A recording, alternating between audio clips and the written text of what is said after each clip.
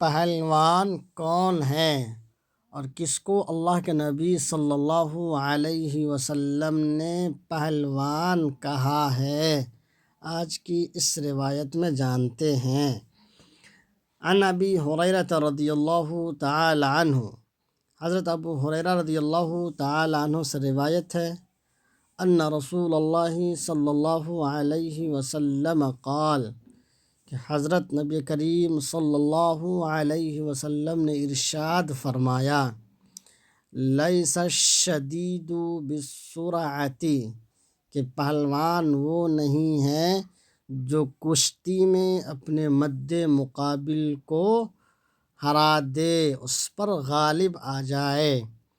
لیس الشدید بالسرعۃ، پہلوان وہ نہیں ہے جو کشتی میں غالب آ جائے۔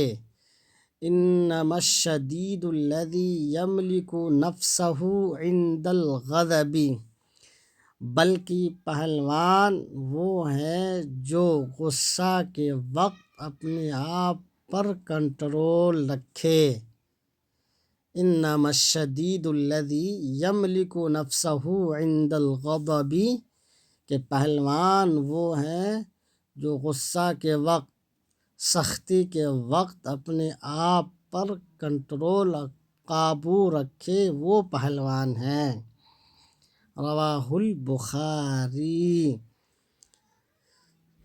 تو معلوم ہوا کہ پہلوان وہ ہے جو خود کو اور اپنے آپ پر کنٹرول رکھے، وہ پہلوان ہے، نہ کہ کشتی میں لڑ کر کے اور اپنے دشمن اور مد مقابل پر غالب آ جائے، وہ پہلوان ہے۔ پہلوان وہ ہے جو خود پر کنٹرول رکھے غصہ کے وقت۔